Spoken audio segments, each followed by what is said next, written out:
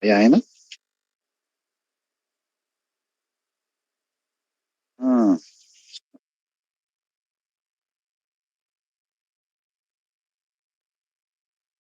okay. So, proceed tayo sa next nating sample problem. So, here ay pinapahanap yung power required of an ammonia system that serves 250 kilowatt evaporator, and the system uses two-stage compression with intercooling and flash gas. Removal of flash gas pala. Sorry. And then the condensing temperature is 35. Then also compute the COP of the system or yung coefficient of performance. Ito natin yung given. So given, una nga ay ito. So ito nga ay yung um, ano, konti lang. Ito natin. Sabi siguro, yan na. Yan. So, given ay ito. Ito nga yung power ng ng ating evaporator. So, yun yung ating refrigerating effect or capacity. So, capacity siya kasi nakakakilowatt.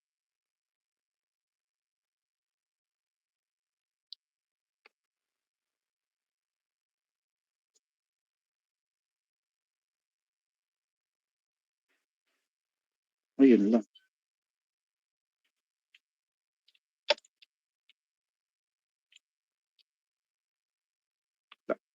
Yan na.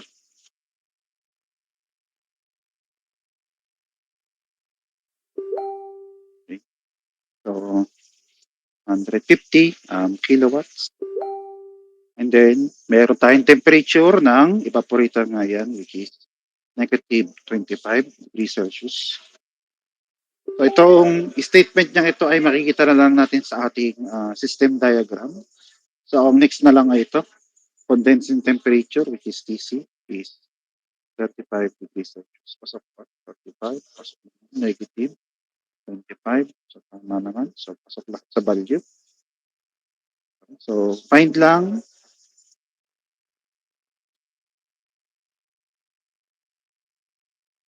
two-stage compression. So, dalawang compressor natin.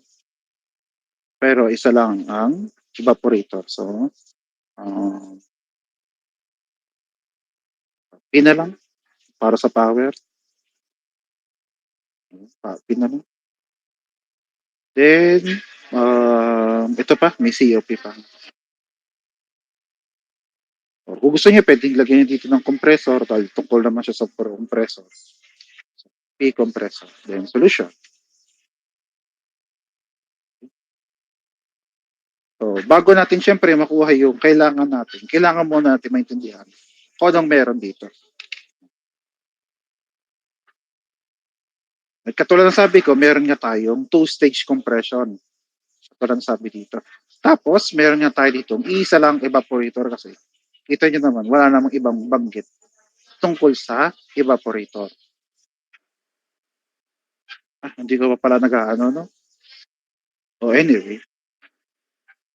So, gagawin natin. No, come na. Naririnig ba ako? Kahit may maingay? Si Rafael? Rinig naman. Sige. Thank you. Ayun. So, katulad ng sabi ko, kailangan, katulad na napansin nyo ha, wala nga tayong kahit anong drawing na makikita. So, kailangan nyo lang intindihin yung buong problem para malaman kung paano ngayon pinagdikit-dikit yung ating buong system. So, yun. Kaya nga mahalaga dito yung ito, yung sinasabing ito, yung intercooling and siya, and removal of flash gas. So, sabihin, meron nga tayong flash tank.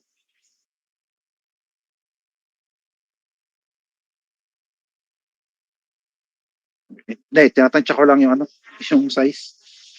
Stay ko na nga sa dali.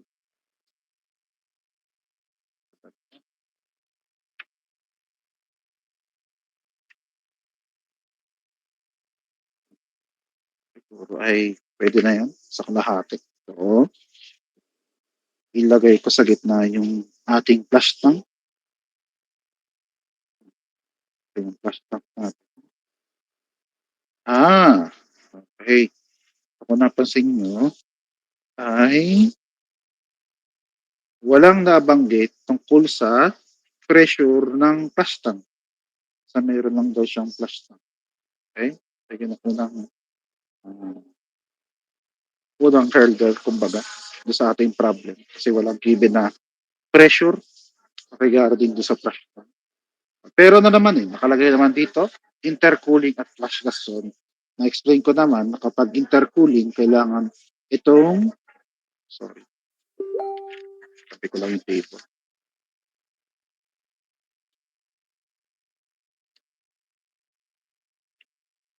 Tabi ko lang yung table para zoom in ko naman siguro. Yan. So, ito nga yung flash tank natin. So, kapag may intercooling muna, intercooling. So, meron tayo ditong panggagalingan na galing sa compressor. Sa compressor, tapos may lalabas tayo na pupunta sa panibagong stage ng compression. So, meron tayo ditong compressor.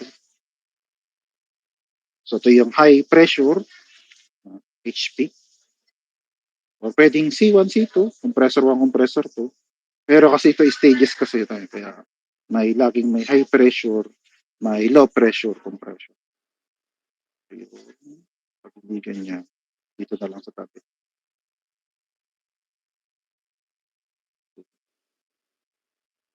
Low pressure, compression.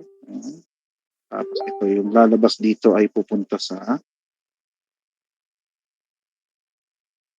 condenser. Okay? Ayan na. Ganyan nga yung ating process ng ng intercooling. So, yung lalabas, dapat ngayon nakatubog para mag-mix doon sa ating saturated na liquid na refrigerant. Tapos, ay kukolektahin nga lang natin ay yung saturated na vapor lang. Ayan, kaya nga siya. Kasi yung susupply natin sa sunod na part ng compression. So, yan yung intercooling. Tapos, sunod ay meron ka daw tayong flash gas removal. So, sabihin, una ay meron nga tayo ditong bola na nakalutang na siya magkocontrol doon sa pagpasok ng ating refrigerant. Pumapalapit. Anyway, pumapalapit lang ng kaunti. Tapos, meron nga tayong flash gas removal. So sabihin, dapat yung papasok sa ating evaporator, sorry, papasok sa ating evaporator ay saturated. Tama. Hindi siya diretsong galing sa condenser. So dapat siya ay may dadaanan pang galing flash tank. So sabihin, hindi mo dito idodoktong yung evaporator, hindi dito sa inyo to. Kundi dapat siya ay saturated vapor na siyang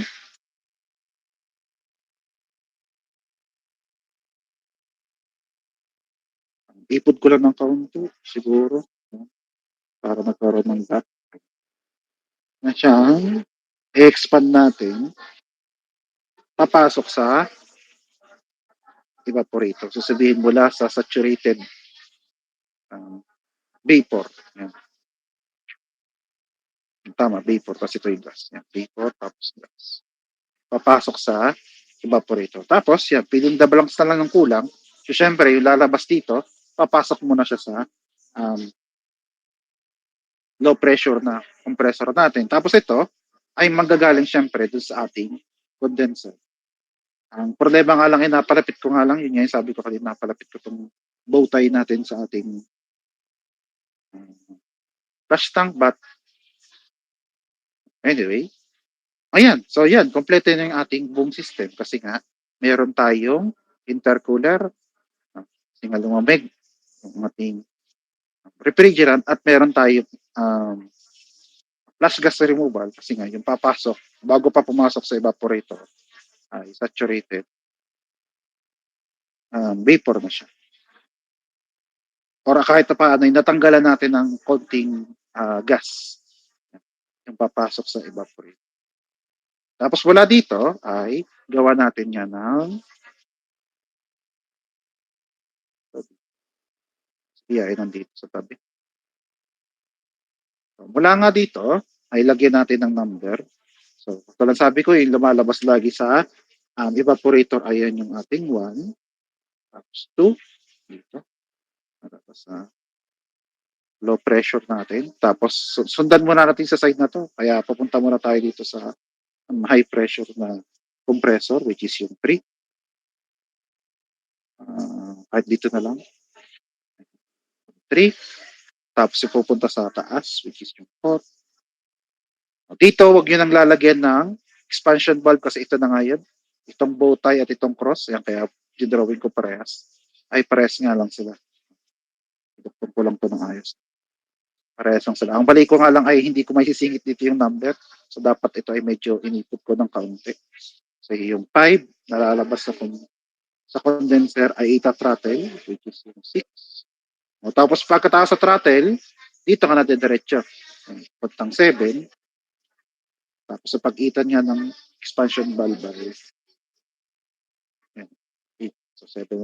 Kasi yung papasok sa evaporator, and then do the cycle. Tapos wala dito ka na lang ito drawing ang ating pH diagram.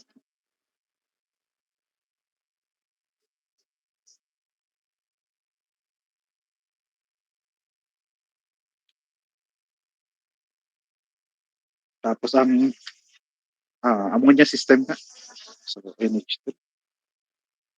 NH3 ha, ammonia ay NH3. Tapos yung ating pH diagram, syempre. At yung saturation line.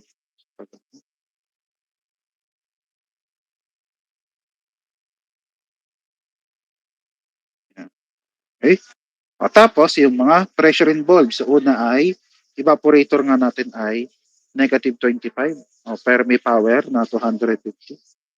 Dito, dito na rin siguro. Negative 25. Tapos yung, ito pala no, nakasulat na rin. Tapos yung condenser natin ay 35. So, katulad sabi ko, kulang tayo ng stage dito, pero sasalbin natin yung after. Susundan natin yung lahat ng nangyari dito. So, wala po kayo lang ang lapis at sa ating horizontal lines.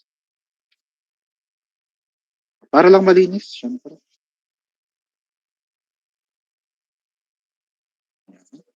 Tapos ay, so ito yung lalabas sa ating evaporator kasi nga saturated gas or saturated vapor.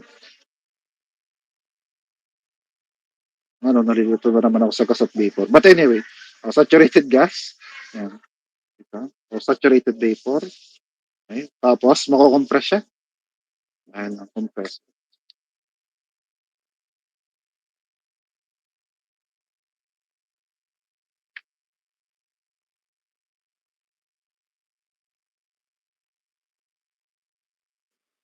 Okay, so ito yung 1, tapos ito yung 2.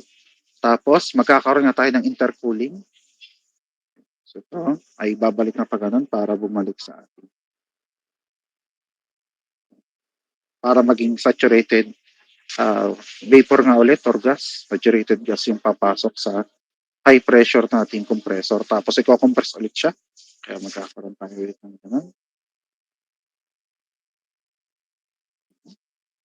Tapos ito na nga yung 4. Hindi ko pa na nalalagyan. 4. Tapos condenser. Kaya iurog siya ng temperature. Hanggang maging saturated liquid siya. Tapos ay ita-throttle. So ito ibaba. Hanggang pumasok siya dun sa ating intercooler or flush tank removal or flush gas removal, sorry. Flush gas removal or yung ang tawag nga natin dito ay flush tank. Ito, 6 ito. So 6 na to. Tapos ng 6 ay, kita nyo to, yung 7 niya ay magiging liquid na nga ulit siya. So mula dito, uurong na siya papunta ulit ng liquid. So nandito na siya. Nandito na siya. Tapos, expand ulit. So pag-expand ay, linya lang ulit yung pababa. Tapos, at yan. Kasi ito na nga yung entrance sa ating evaporator and then uulit na ulit tayo. So para lang kompleto,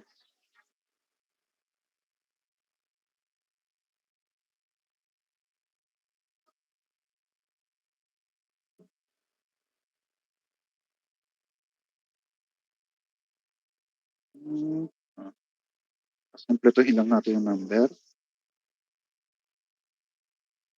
So, ito nga yung 1, 2, 3, 4, 5, 6, 7, and then 8. Okay. Ayan, ito pa. Okay.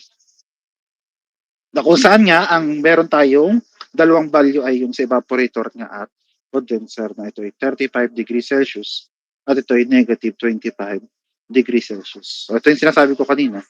Hindi natin alam kung nasaan yung flush tank. Basta alam lang natin na yung flush tank ay ginamit parehas na process. Diba?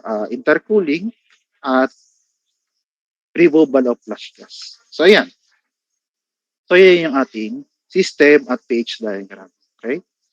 Bago ko i-diretso, okay naman? Naintindihan ko na nangyari sa dalawang ito. Yes po, sir. Sige, thank you.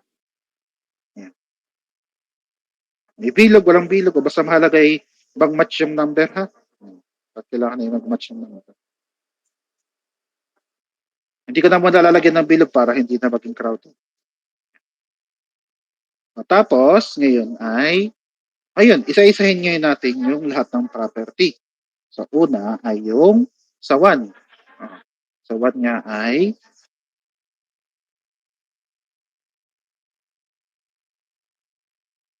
yun naman lagi, hindi pa tayo makapagtandaan nyo, hindi natin makukumpit itong dalawang ito hanggat hindi pa kompleto yung buong points natin dito starting from 1 hanggang kung ilan man yung number natin sa pagbalik ng evaporator.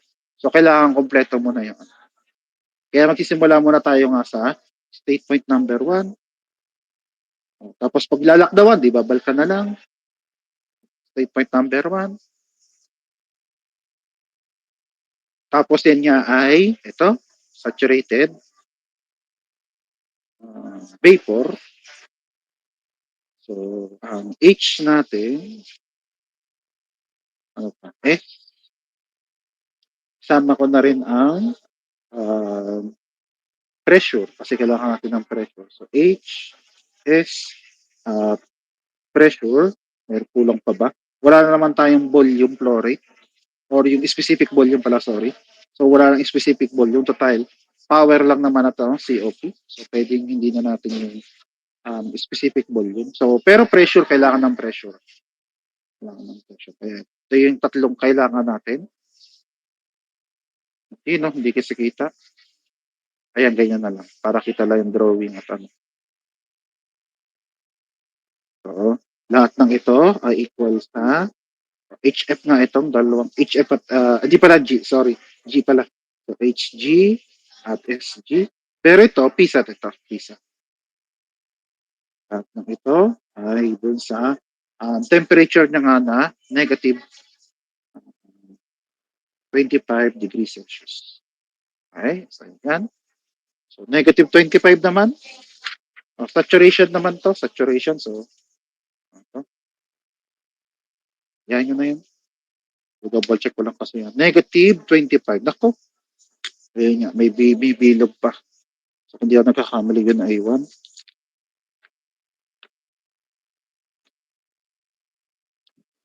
Ito na lang para madali kasi ano.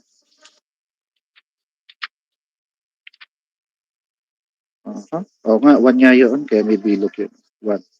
So, 159 at ano, mag-interpolate.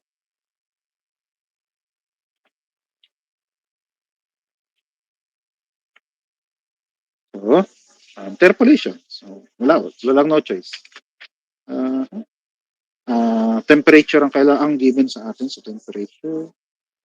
Tapos ang temperature ng natin 26 at 24.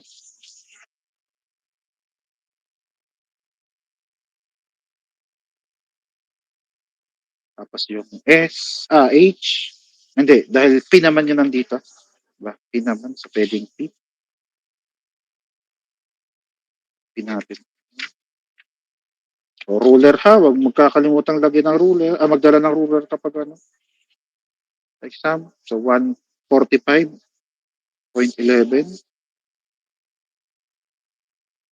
Tapos ang ating ito nga ay 159. May bilag yan. So 159. 22.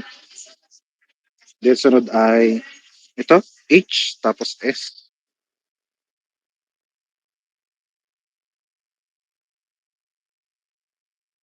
Ito naman ano, para lang hindi naman ano, sa negative.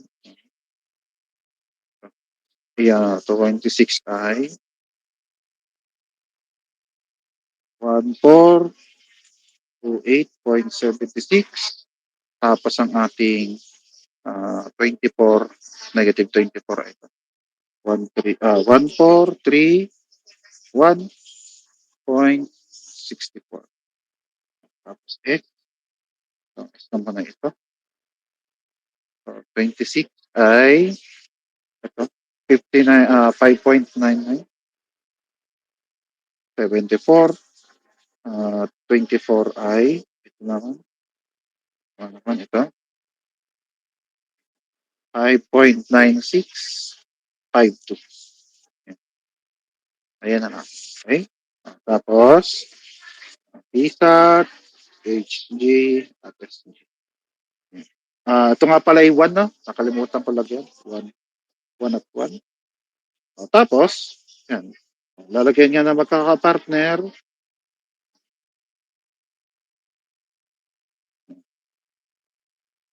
Tapos, interpolate. Common yung 26. Sa dulo na lang yung 26. So, negative. 25 minus minus yan. Ha? Minus minus. Huwag kalilimutan. Tapos, 24 na lang. 24 minus minus 26 equals sa, so, sundan nyo lang to. So, 25 nga yung PISA. Tapos, minus 26 ay 145.11. Tapos, ito ay 24. So, 159.22.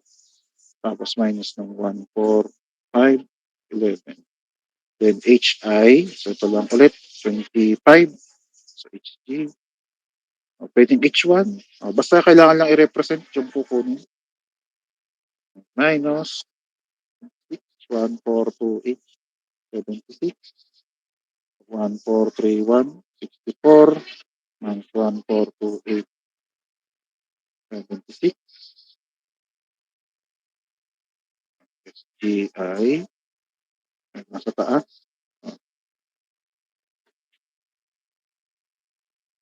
974 at 596.52, 5.9974.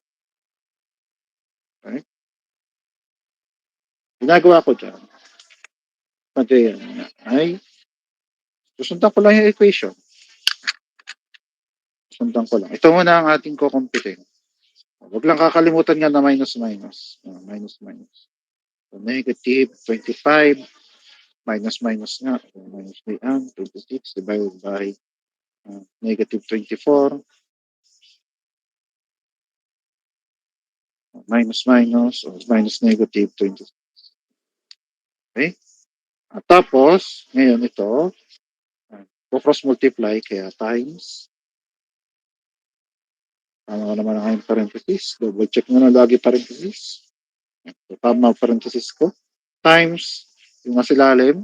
So 159.22 minus nitong katabi 145.11 tapos plus itong nandito sa tabi na 145.11. So ganun ako mag-interpolate. In-equal mo, notiga. O kung meron kayong alam, ang kailangan ko lang naman dito ay final value.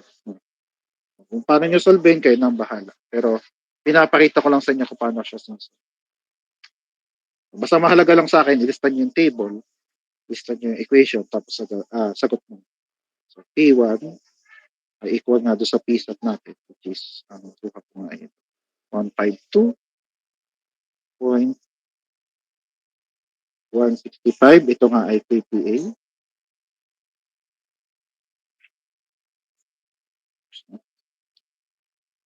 Then sunod ay ito, HG. Ang gagawin ko lang dyan ay buburahin ko lang yung lahat ng ito. Tapos simula ulit ako dito sa ilalim. 431.64 minus no, 1428.72 ay plus kasi minus pa kaya plus 1428.7. Diyan ang sagot. H1 ay 1430.2 kilojoule per kilogram at last ay S1. Ayan. Ito lang sabi ko, gagawin ginagawa ko nga dyan, binibura ko lang. Tinitira ko to, itong computation ko ito. Ayan. Hanggang doon. Tapos hindi ko tatanggalin yun. Kukopahin ko ulit yung nasa lalim.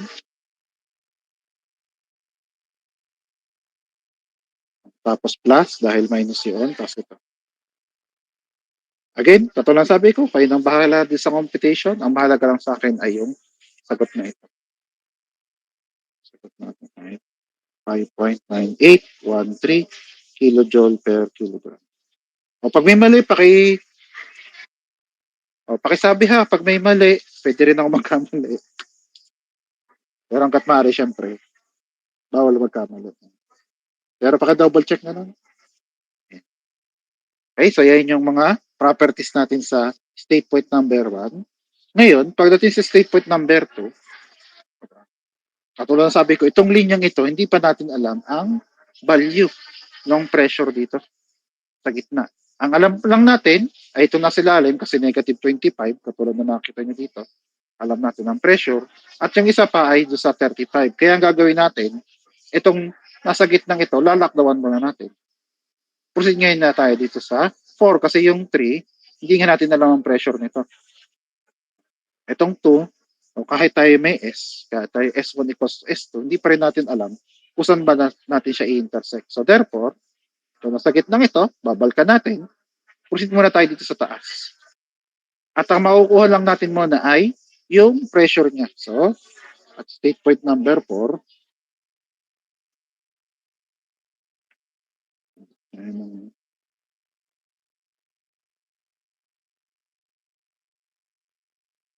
okay, katulad sabi ko ha, yung 2 at yung 3 hindi pa natin makukuha. Lalo na tong 7.6 na to. O 6.7 na yan. Tapos yung 8 ay depende rin sa 7. Tapos 6 depende sa 5.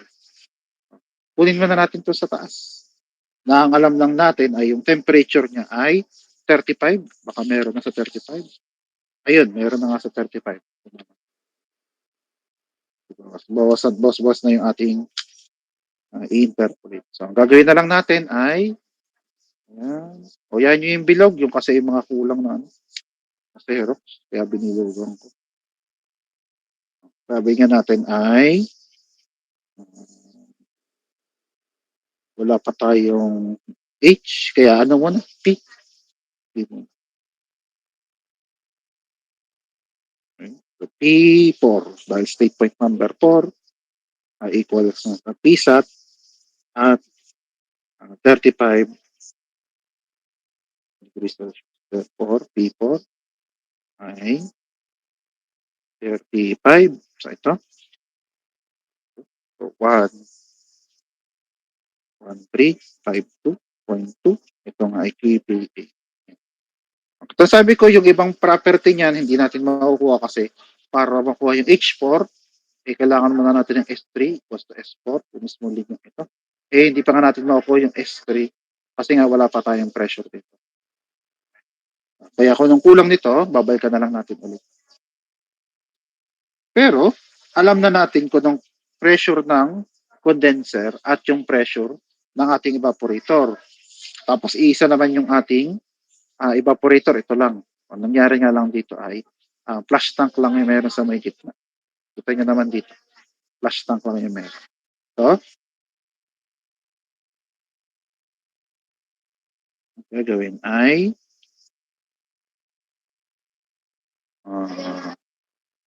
ano muna? Kunin nga muna natin yung pressure sa may flush tank. Para makuha yun. O di, So, pag kasi ganito, at given lang yung lowest pressure at highest pressure, meron din naman tayong intercooler dito. Ang gagawin natin ay yung katulad ng ginawa natin nung tayo nag two-stage compression. So therefore, yung pressure ng intercooler ay equal sa square root ng pressure ng evaporator multiplied by the pressure ng condenser. Okay? Ayan, yung dati natin ginawa na kung saan yung pressure ng evaporator nga ay ito, yung P1 natin. Kung gusto nyo P1 at P4, better naman siya. So, P evaporator ay 1. Nakupit nga natin na ito. 152, 165. Ginagawa nyo nga lang ito kapag walang pressure yung nasa pagitan. Ang ginagawa lagi dyan ay kinukuha yung upper at lower. Tulad na napansin nyo dito, where yung lower nga ay yung evaporator, yung higher ay yung sa condenser, and then i-square root. Tapos nga, para nga di maliwanag, scratch. Wala nang scratch. Wala nang isang susulatan.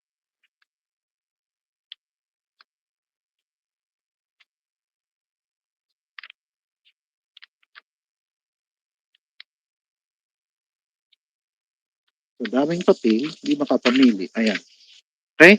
So, pag dumami, mamaya ko diretso to ha. Dahil madali naman. So, pag ganito kasi, kunwari ay, sabihin natin 3-stage na. So, 3-stage siya na.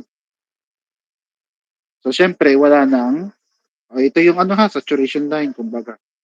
Pag may saturation line ka, may razor edge dyan. Okay? So, meron ka syempre pressure ng evaporator, tapos meron pa ulit ditong pressure ng condenser. Kunyari lang tatlo. So, sabihin, hindi ka na pwedeng low pressure at high pressure kasi meron ka na nasa gitna. Kaya ang ginagawa ng alam dyan ay compressor number 1, compressor number 2, at compressor number 3. Tapos sa pagitan ay meron tayong pressure number 1, ito. Tapos ito ay yung pressure number 2. Again ha, ito yun ha, ito at ito. Ang alam natin na itong condenser at evaporator. Again, sumala lang yung aking saturation line, but I hope you can get my point of view. Pressure edge naman yung sa compression. So para makuha yung pressure number 1, kita nyo mas malapit siya sa PE. So therefore, mas madaming multiplication yung gagawin niya sa PE. Kaya mangyari, yung pressure 1 ay equal sa, kita nyo, 1, 2, 3. Kaya ngayon, ang ating square root, hindi na square root, cube root na siya. Kung ilang stage, yun yung number ng dito. Dito kasi ay dalawang stage lang kasi. 2 stage. Kita mo na, 1 stage, 2 stage. Kaya kumbaga ito ay 2. Eh, di ba pag 2 ay hindi na sinusulat. Diretsong square root na siya. Eh, katulad nito, ito ay 3 stage. 1, 2, 3. Kaya naka 3 tayo ngayon. Tapos ito ay malapit sa PE. So therefore, yung PE ngayon ang naka-squared kasi doon siya mas malapit. Tapos yan ay, dapat yung exponent natin ay parehas. Kung ito ay 3, dapat ito ay 1, 2, may isa pa. So yung kulang, edi yung natitirang para sa piso natin. So dapat ay, ito ay parehas sa 1, 2, 3. May 1 din dito. Kasi 1, 2, 3. So yan yung pag-compute nitong first stage na pressure. Tapos sa sunod, kita nyo to. Itong 2. Edi yung 2 naman ay malapit sa PC. So, kaya yung pagdating sa 2, ano pa rin, 1, 2, 3. 3 stage pa compression pa rin. Kaya ang meron tayo ay cube root. Katulad din nito, kita nyo to. Yung nasa loob ng square root ay evaporator condenser. Kung napansin nyo, evaporator condenser. Nagkataon lang din ito ay ano tawag dito, refrigeration. Pero ano rin siya, low pressure at yung high pressure. Or lowest pressure at highest pressure. Yan. Tapos sabihin nito ay product pa rin siya ng lowest pressure at highest pressure. Ngayon, dahil yung P2 ay mas malapit sa PC. So, yung PC naman ang naka-squared naman siya. Ayan. At ayan, so yan yung dalawang pressure in case na hindi given. Dito at dito. O, tapos yan ay nadami, no? Nadami yan. Yan. Depende ko saan malapit. O, pag nasa gitna, edi parehas lang ang number. Pag nasa gitna lang. Pagdami ng stage, no? Pagdami nitong nasa intermediate. So, ito yung kasi ng intermediate pressures natin. Kumbaga intermediate number, pressure number 1, intermediate pressure number 2. Pagdami ng stages ng compression. Ang problema lang kasi kaya or ang pinaka-ideal na kasi talaga ay hanggang third kasi pagdating sa fourth, yung difference in terms ng work nila ay hindi na nagkakalayo. Kaya minsan hindi na umaabot hanggang fourth. Pero kung gusto nyo talaga ng fourth, edi doon pa rin. Kung saan ba siya malapit, edi yun yung mas madami. Tapos kompleto kasi kailangan ay yung exponent natin ay magmamatch dun sa ilang stages meron tayo. Okay? Okay, kaya naintindihan kaya yung tungkol dito sa mga stages ng compression natin? Yes po, sir. Okay, thank you. Ayan na, sample lang naman yan kapag 3 stage. Pero balik tayo sa 2 stage. Yan, pag 2 stage, kita nyo, nasa gitna lang siya. Kaya katulad sabi ko, ayun, parehas lang yung, dahil siya nasa gitna eh. Kaya yung exponent natin parehas na 1 at 1. Eh dapat nga, 1 at 1 yan. 1 at 1. Ito nga ito, di ba? So dapat, kung ilan yung stages ng compression, is dalawa, yun yung exponent na nandito. Eh di ba pag 2, ay hindi na nga yung sinusulat kasi nga square root na siya. Tapos ito ay naka-raise sa 1, na-raise sa 1. So 1, 2, dapat match siya doon. Pambura.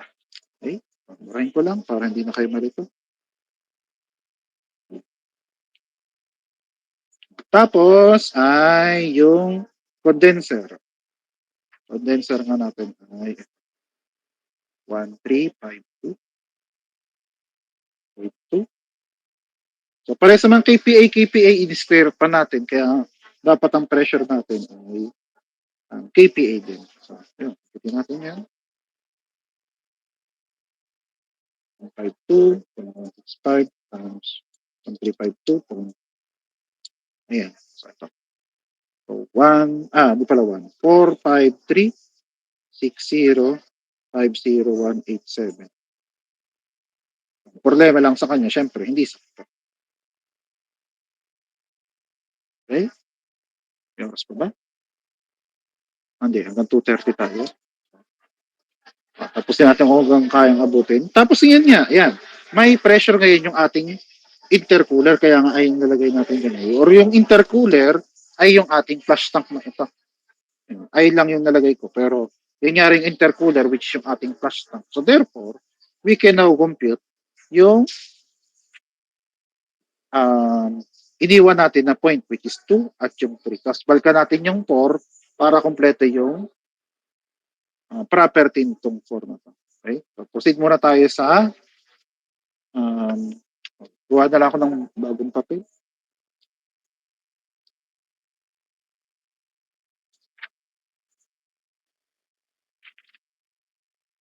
Ako, abang ako naghahanap ng papel, naintindihan pa naman yung nangyari sa ating computation. Opo, sir. Okay, thank you. Nalalakihan ko lang para kita nyo. Lalo na pag naka-cellphone. Tapos ngayon ay proceed muna tayo sa babalikan muna natin yung number 2 total. Alam naman natin yung pressure na number 2, 3, 6 at yung 7 yung ang buong intercooler natin which is ito. Ang problema nga lang ay ayan. Naka-decimal point yung ating pressure. Pero makukuha pa rin natin yung state point number 2 natin. Kaya maganda.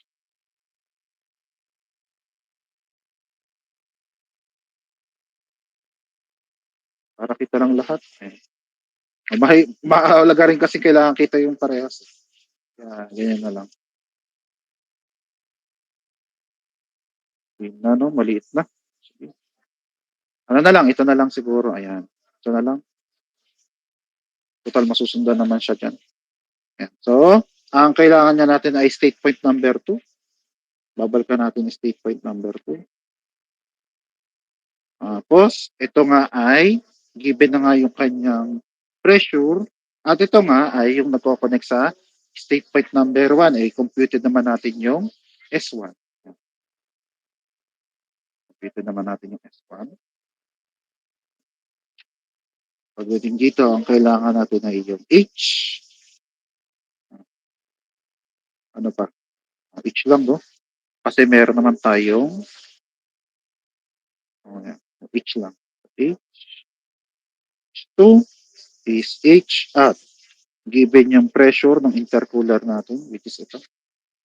Nakasulat pa, nakasilip pa. 135, 453 pala. 453, 6050, 187, 58.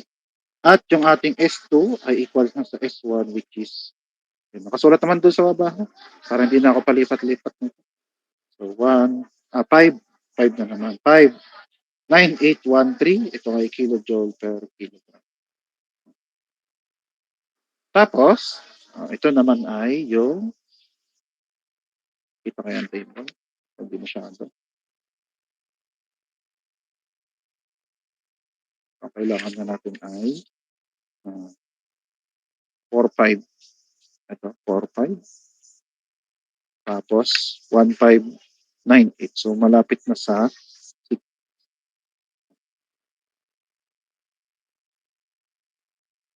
Ito yun. Gitna lang naman siya. 1.53. So, maliit lang naman yun. So, huwag natin syempre tatapat konti lang. Konting taas na rin. Kita pa.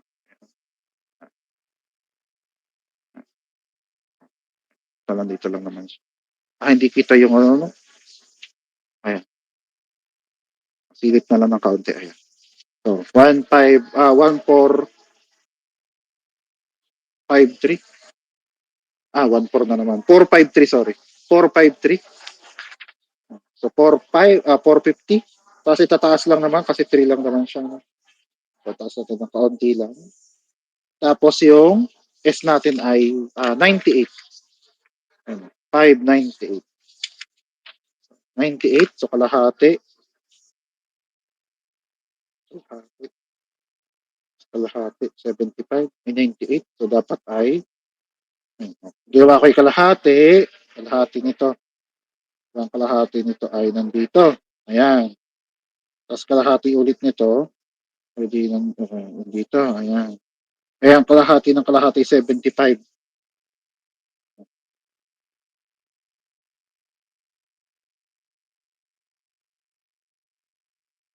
Kalahati. Kumbaga ito, kalahati ito. Ang kalahati ng kalahati ito. Ang kalahati ng kalahati 75, di ba? Kasi 0.5, 0.75. So, baba na ng kaunti. Di nandito. 7. Ang 8. Konti lang naman taas eh. Konti lang, huwag yung ipapakalayo. Kasi 3 lang naman siya eh. Dahil nyo ha, 3 lang naman siya. Ay kita nyo ang lit-lit ng interval ng 40, ng 400 at 150. So, konti lang yun. O, ginagawa ko yung kalahati, di ba? Kalahati, ito yung 1, di ba? Oops, sorry. Ito kasi ay 59, 5.9. Itong line na ito. Baba ko lang ng kaunti para kita yun. Okay, 5.9, di kalahati 95. Ang kalahati ng kalahati ay 75. O di malapit na doon, yung 98. Kaya malapit lang din doon. So, hindi siya saktong-sakto. Hindi tama nito dito. Kunting taas lang naman. Tapos wala nga dyan. Ito project natin pa habang doon. Tapos base dito, di siya nandito. So, yan, 20 ulit ito. So, 70. Di ba tabingi? Double check nyo. Baka tabingi ang inyong ruler. So, ang kalahati ay iyon. Kalahati ay ito. Lapis lang naman to ha. Huwag kayo mag-alala. Pwede ko naman burahin. Hindi pala. Ito nga pala siya. Ito yung ginagawa ko. Para lang matansya ko, ito yung linya na ginawa ko kanina. Ayun. Ito yung 75. So, So it is more of 77 or 78. So 577 kasi medyo malaki. Or 578. Any of the two ay pwede. Sige, gawin na muna nating 1577. So yun ang gamitin nating H. So 1577. HI 1577 kilojoule per kilogram. Ito nga para H2. Yan. Okay ba? Naintindihan ba kung paano nakuha itong 1577 na ito? Hello? Nakuha po. Okay, good. Thank you. Ulitin ko lang ha. Kita nyo, ang pagitan kasi ay 0.1. So yung kalahati ng 0.1 ay 0.05 kaya hinati yung gitna. Tapos yung 0.05, mali, 0.5. O tama, 0.05 kasi 90. So yung 0.05 at 0.00, ang pagitan nun ay 0.75. Kaya ko hinahanap yung 0.75 kasi yung 0.75 malapit sa 8. Ganun ang ginawa ko. Kaya nandun. Tapos kita niya naman, nasa taas lang siya ng kaunti. Hindi nyo tatapat sa linya. Ayan. Kung napansin nyo yung dasto ko habang nandyan pa. So kung napansin nyo, nasa taas lang ng konting-konti kasi 3 lang naman siya. 3 lang naman yung pagitan. So, hindi siya saktong sa linya pero nasa taas ng kaunti. Tapos yan nga yung pinroject ko pa ba. Kaya nakuha natin yung 1577 at 1577 nga. Pagka natin ito mamaya. So ito na nga yung ating H2. Then next ay wala na naman kailangan sa H2. Ang kailangan naman natin ay H3. So proceed tayo ngayon sa state point number 3.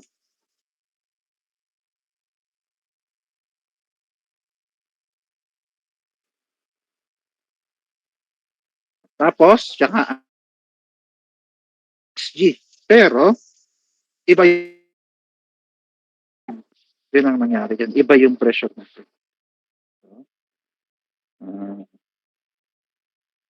Sige, tuloy lang natin. Ang nangyari ay, pressure nga natin ng iba. So, pressure tayo magbabase. Tapos, 453. 453. Obviously, hindi dito sa mga to. Kasi 600. So, 453. Ito. Nasa pagitan siya ng 446 at 463. Kopyahin natin yun.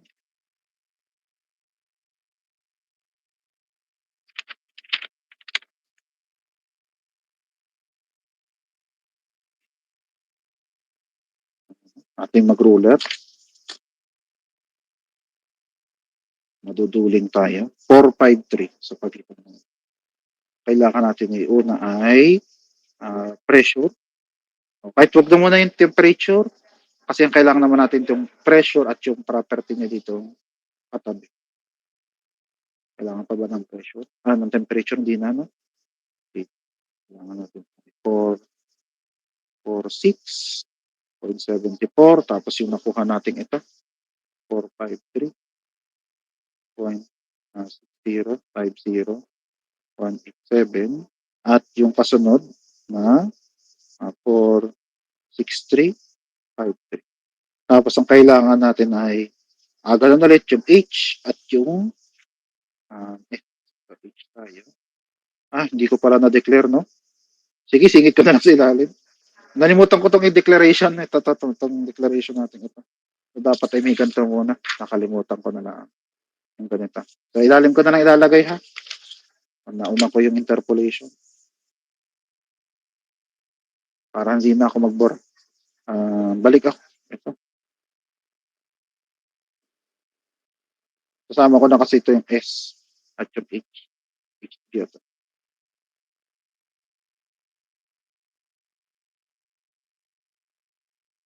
H ay ito.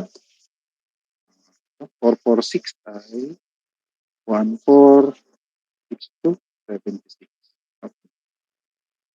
Tapos yung S. Kita yung S. Ito. Ito po.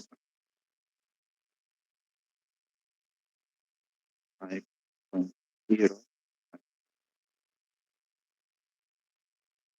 Tapos, proceed tayo sa sunod na temperature. Ito. Tapos, ito yung H. Tapat na H. 143.80. At ito naman yung katapat na 5.592. Ayan. Kailangan po ba tayo, wala naman tayong volume flow rate. So, ayan. So, yan yung ating interpolate. Again, kulang lang ako ng yung declaration kung kailangan state point number 3. So, sa state point number 3, kailangan natin ay H3 at S3, which is pares lang HG at SG. At pressure natin is ng P3 or yung PI para sa intercooler. Yung 453.605087. Okay ba ba? Nasusundan ba ko ng nangyayari? Dito? Yes po, sir. Nakasundan naman po. Sige, thank you. Mahalaga kasi ito eh. Madali kasi sundan pag may ganito. Tapos, ayan na. So, interpolate lang natin. Surat lang natin dito yung interpolation. 453.6050.187 minus kung mas taas.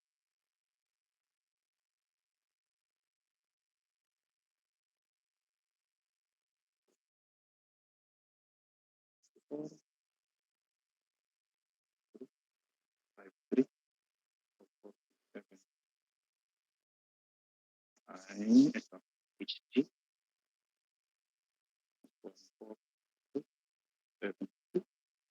143.80.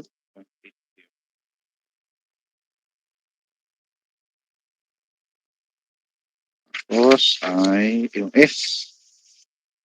SG minus 5.6058 at yung ito na sa lalim.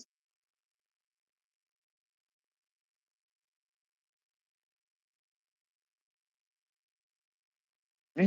Ayan. Tapos, yun na. Kukunin na natin yung value ng HG at SG. Diretsong H3 at S3. Kaya kailangan natin yung S3 kasi siya yung magduduktong sa S4. Sabay na isuot ko. Ito ba? Ayan. Save ko sa letter A. Letter A. Iba rin kasi, minsan kasi katulad ng, yung iba kasi mayroon pang dagdag na value dito. Pero katulad ng akin, meron pa kasing hidden yung dalawa dito na hindi na nakikita. May hidden na 2 digit pa dito. Kaya ang ginagawa ko laki ay ini-store ko kasi kasama yun sa nakukompute. Yung hidden na 2 dito.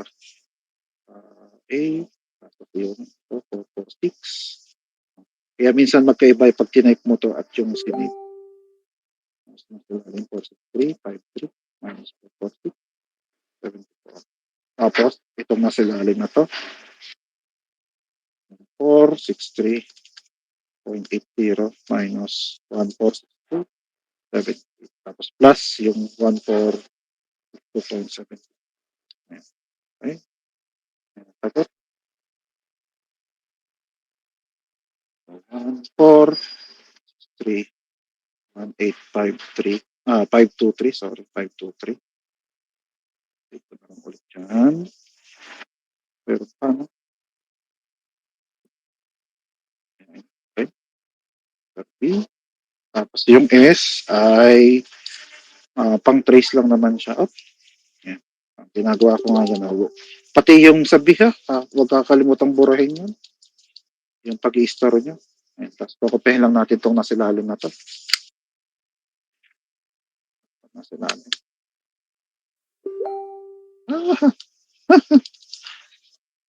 Cancel ko. Yan, ulit naman.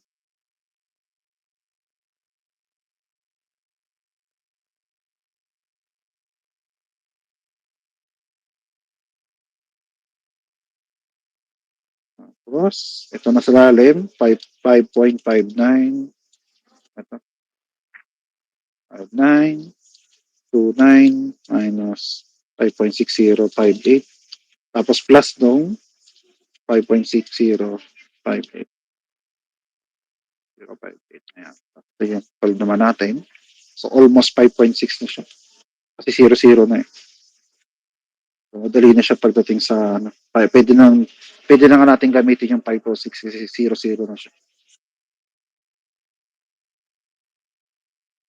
Ito nga ay kilojoule per kilogram. Magkakalimutan ng unit ha. May dapat ay hindi na kailangang sabihin. So, yan yung H at yung S.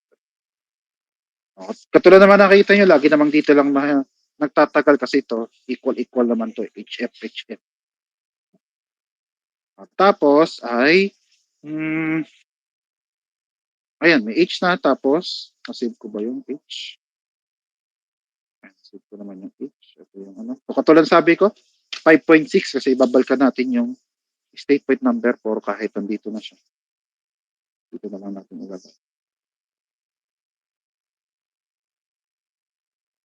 Meron nga tayo. Ang hinahanap na natin ay value ng H. Kailangan pa ba ng S? Hindi na, no? Wala na rin B. Computed na naman na natin yung ano, yung pressure. Okay? So, ano na? So, diretso na. Ng H4 ay H at baliktad, no? So nga, no? Bata H at H is equals to. Malilito na rin ako. H2 equals, okay, H2 equals. Anyway, H. Ito ay hindi G, hindi ano, kasi superheated yung 4 natin, kaya H lang siya. At given nga yung ating pressure ng 4, which is 1352.2. At yung ating S4, which is equals to S3, which is equals nga dito sa 5.00. 507.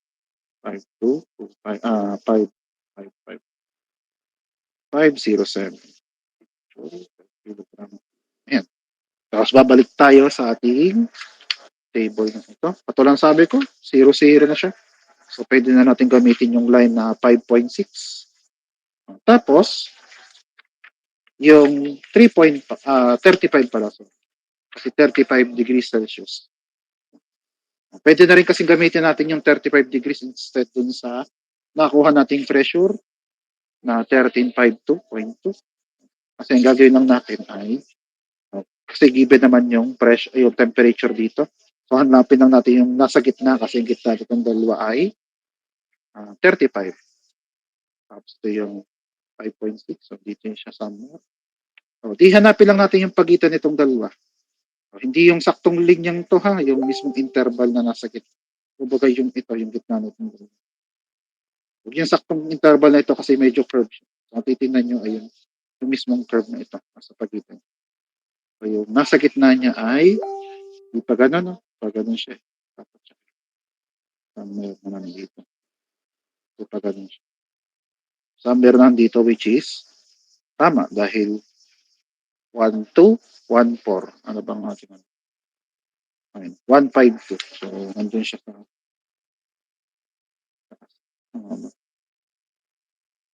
ito, no? Dapat ipakita mo ito.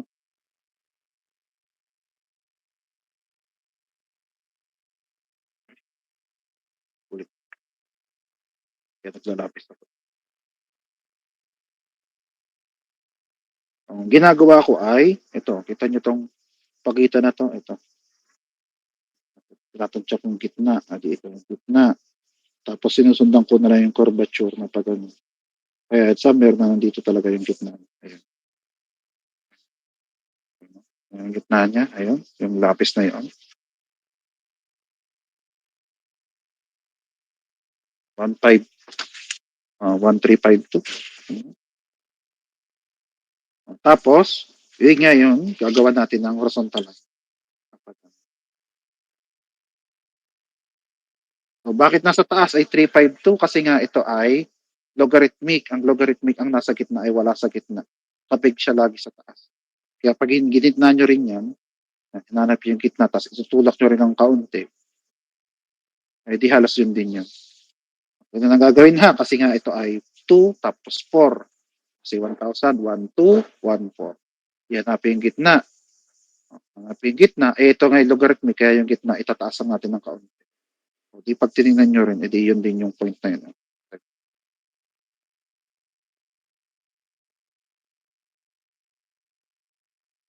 Lalo na pag given yung temperature,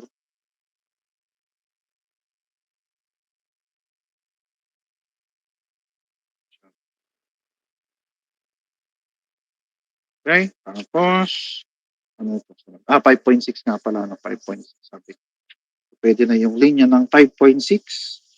Ito na siya. Ito yung intersection. Hindi kita pala. Ayun. Yun yung intersection. Ayun. Tapos, yun ngayon yung ipoproject natin pababa.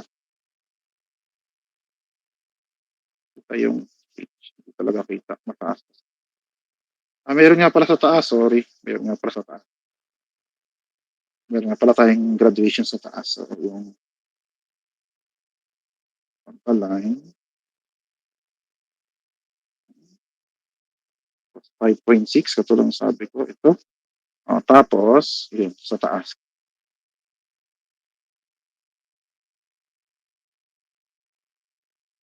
Okay. Ayan. So, nandito. So, pwede ng ano? Siguro either 19 or 18. Kasi malapit siya sa 20.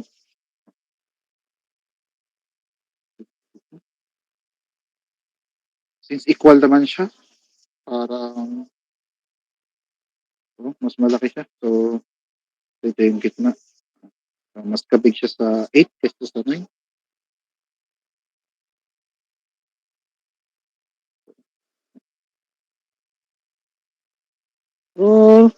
One lang naman ang difference. So, it could be 8, 18 or 19. Dahil malapit na rin naman siya sa 20, sige, gawin ko na lang 19. Kumbaga nasa lower part ng 19. So, ang sagot ay 16.90. So, page 4 ay 16.90.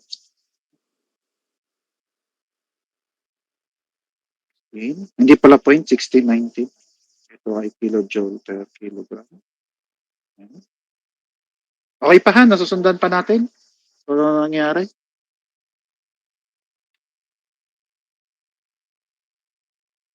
Hello?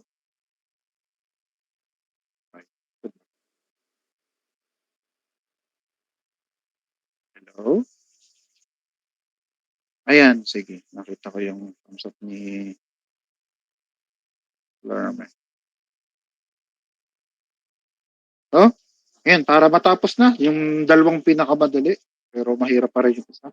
So, proceed tayo sa point 5, which is H5 by HF. Temperature nga or pressure na 135.2 kPa, which is ito nga ay yung ating 35. Kasi 35. Oops, sorry, naka-zoom out pala. So 35, edi ito yung 35 lang din. Pero, HF na yung kailangan natin, which is so 366. 366.072. Yun yung ating H5. 366.072. Ito nga ay kilojoule per kilogram. Then, ang sunod ay H6.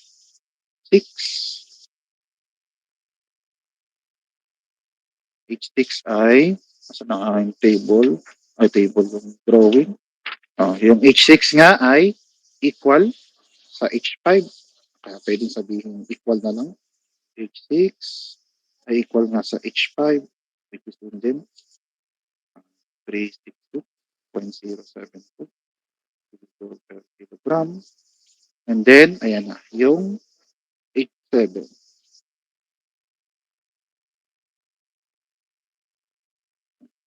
Kaya ko nasabi yung kasi, hindi nga siya saktong pressure kasi nga H7 ay yun din yung 3, yung 2 at yung O yung 2 at yung 3 na lang. Which is, ito nakuha natin itong 453. Kaya parang babalikan din natin itong interpolation na to, pero tayo ay naka HF lang. Separate kasi siya kasi ibang usapan ito sa dito. Kaya maghihiwalay talaga siya. Pero yung left side ay pares lang. 4460 nito. 74 plus 453 6050187 then 463.53. Ang kailangan na lang natin ay H or HF.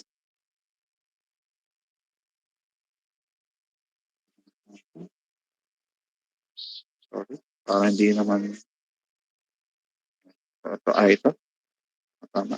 Ito ay 200 4.625. So, H7. Sige, H7 na lang. Ito ay HF, tapos ito H7. Parang hindi makakaroon. Ito yung 209.256. Tapos, interpolate. Rewrite.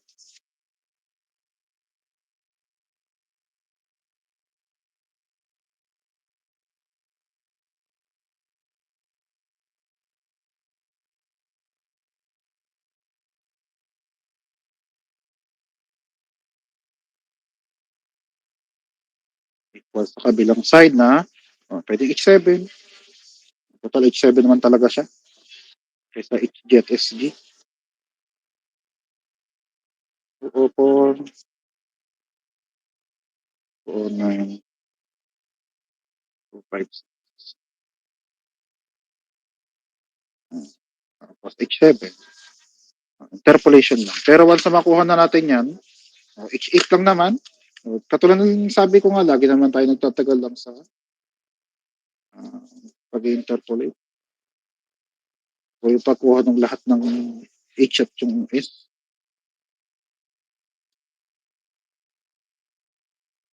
Minus 446.74 909.256 204.25 plus 204.62. Tapos equal 206.5185022 kilojoule per kilogram. Stop. So yung B, yung kanina dito. Ito yung C. Ayan. Tapos, dito na lang. Kasi equal naman siya. State point. Kahit equal lang siya, kailangan pa rin ha. State point 8 ay equal nga sa H8 equal sa H7 equal sa 206.5185022. Ayan. Tapos, ayan. Proceed na tayo sa ating kailangan. Total, nakarating na tayo ng point 8. Ayan, nakaikot na tayo doon sa ating drawing. Ang una daw kailangan ay power required. May mas flow rate ba? Meron? So, yun muna unahin natin. Pagkuha ng mass flow rate. Kita nyo naman ay pasok dito, pasok doon, nadaan doon. May kailangan ba? Pasok dito. So, daan doon, nadaan doon. Ang pag-ikot na to, no? So mag-iiba ngayon pagdating dito. So, may dagdag pang step. Tama, no? May dagdag pang step. Ay, hindi kasi.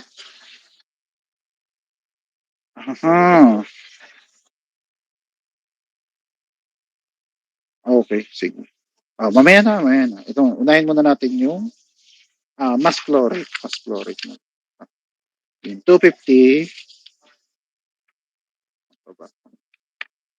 Linyahan ko na lang ha. Hindi sayang spray. Puro na lang. Magandang gawin. Sige na lang. 230 na ba? Hindi pa. Papel na lang. May papel naman tayo.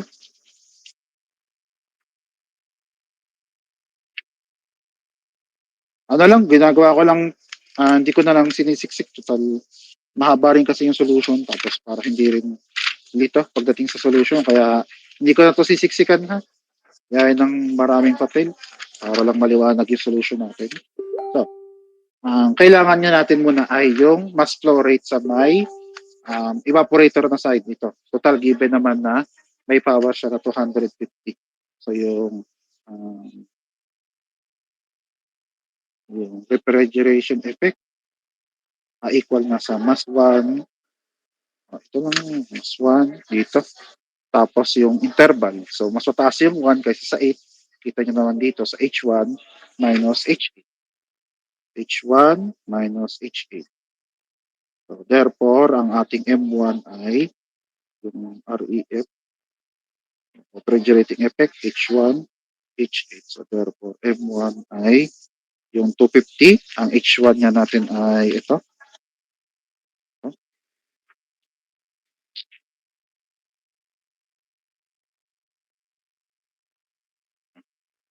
Masusundan pa ba ang ginagawa kong ito? Kahit sinong may kahit sinong may mic. Apo, sir. Yes po. Thank you. Ayan. Tapos, H8 nga ay itong nakuha nating pinakadulong ito. Ayan, 206.51. 206.51. 8502. At ito nga ay 250 kilowatts. Ito nga ay parenthesis nyo na lang ganyan, tapos kilojoule per kilogram. Para makuha natin ang mass flow rate number 1. Ito naman ay nakasave sa akin as letter C. Ito na lang ita-type natin. 250 or 10.2 minus ng C. So, 0.2. 0.2043 01528. Ito nga ay kilogram per second. Yan. Pero, may pero yan kasi yan lang yung dumadaan. Kita nyo, yan lang yung dumadaan doon sa low pressure na site natin. Pagdating dito sa high pressure site, technically, nakadepende siya doon sa dumadaan ng condenser. Hindi natin makukuha yung condenser kasi wala namang yung heat na nire-release dito. Kasing heat na release. Kaya ang gagawin natin ngayon ay pupunta ngayon tayo dito sa intercooler natin at doon tayo ngayon heat and energy balance. Total meron man tayo ditong M1. Okay? So pag tinignan natin yung ating intercooler dito, kahit box na lang, kahit wag din nang kumpletuhin, ang mahalaga lang naman dyan ay yung pumapasok na H2 dito. H2.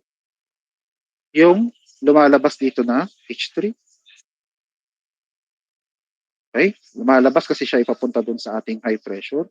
Yung lumalabas dito na papunta nga sa evaporator which yung 7.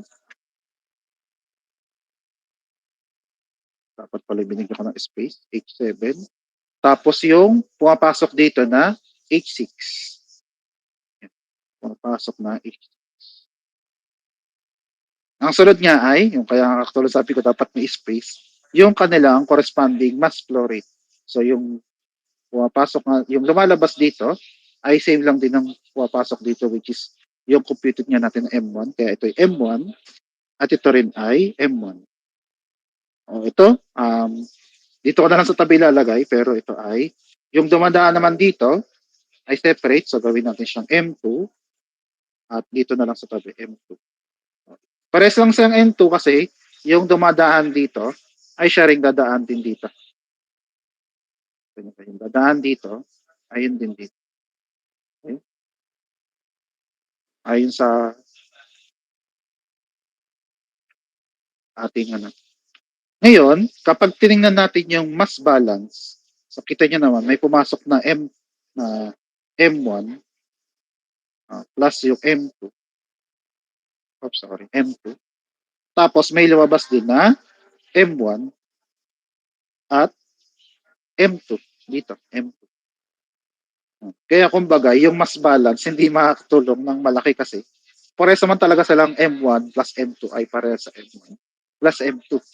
Kaya ang gagawin na lang natin, diretso na tayo sa ating energy balance. So, yung energy balance ay yung pumasok na M1, H2, at yung pumasok pa dito na M2, H6, tapos yung lumabas na M1, H7, at yung lumabas dito na M2, H3. Ayan. Ayan. Tapos ito ngayon yung ating ibabas balance para makuha naman natin yung M2. So, ang gagawin natin dyan ay pagsamahin nyo lang yung magkakapare-pareho na mas. Itong M1 lilipat dito. Yung M2 lilipat doon. Kaya meron tayong M1, H2. Tapos yung M1, H7. Yan ito, lilipat doon. Tapos ito lilipat sa kabila. Kaya meron tayong M2, H3 at yung ililipat natin na M2, H6. Tapos factor out lang, dito na lang sa ilalim. So M1 ay difference ng H2, H7. Tapos yung kabila naman ng common ay M2, which is H3 minus H6. For determine ng M2, yun nga yung dumadaan sa ating dito. Taas na to.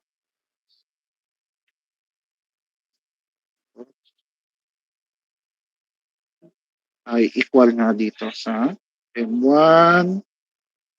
Dapat pala ang M1 natin isinave natin. So, save ko itong M1. Ito ba? H2, 7 over H3, H. Tapos, dito na lang. 0.2043, 0158, 1528. Tapos, ng H2, ayun. So, 1577 minus, naubos na. Ang 7 ay, ito, yung 206 yan.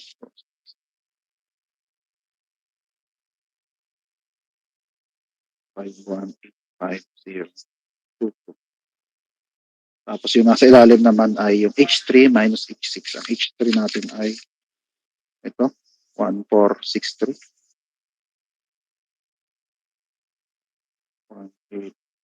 18523 minus ang H6 ay ayan. So yung 336. Mali, 366 pala, sorry. 36.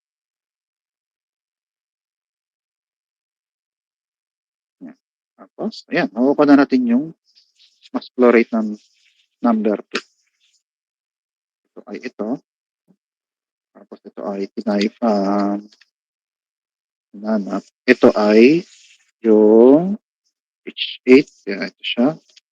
Divide by ito ay yung kanina. Minus 366.072.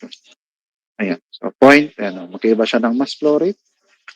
0.25520744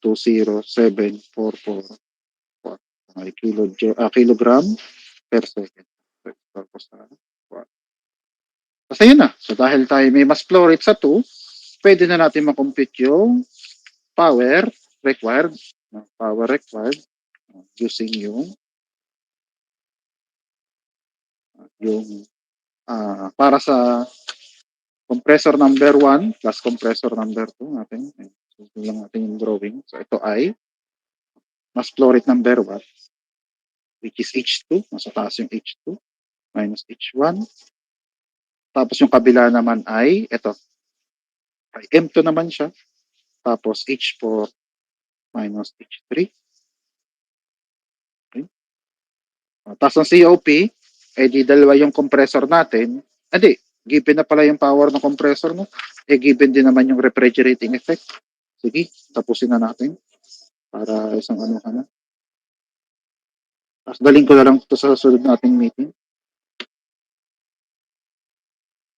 1. H2 ay hinahanap 1577. H1 ay ito. Plus mass H4 ay 1619. 1619 minus H3 ay yung computer kanina. Ha? Parang mali. H1. Hindi, yung H1 ay mali ako. H1 ay 1430. 2, 3. Okay, so ang naging sagot ko ay 69. Nice. 9, 7, 5, 6, 5, 5, 3, 5, 5 kilowatts. Okay.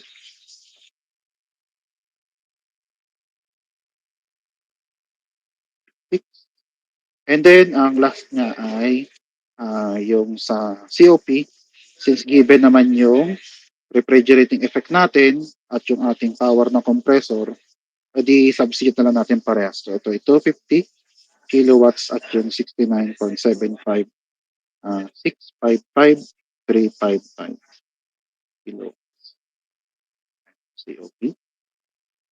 So ito ay i-divide ko lang sa 250. So ang sagot ay 3.58 389 2656. 0.58. 39 na lang. 39. Yeah. Okay? Final. Okay. Sige, ano na lang. Ito na lang ay, kasi daming page. 1, 2, 3. Galing ko na lang sa ating next na face-to-face na meeting para doon nyo na lang i-scan. Lagyan ko na lang ng page number. 3, 2 of 3 of 3.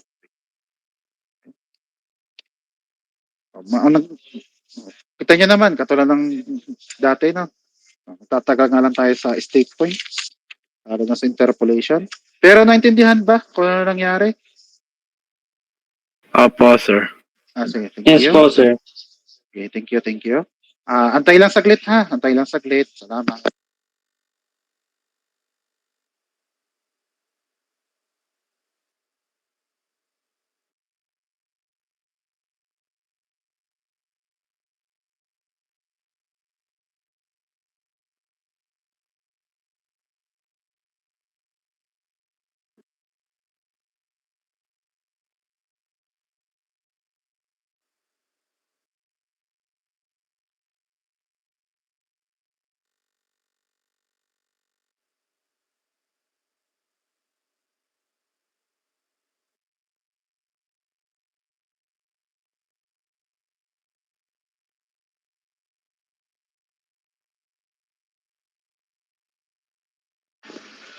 Nandiyan ba si Donald?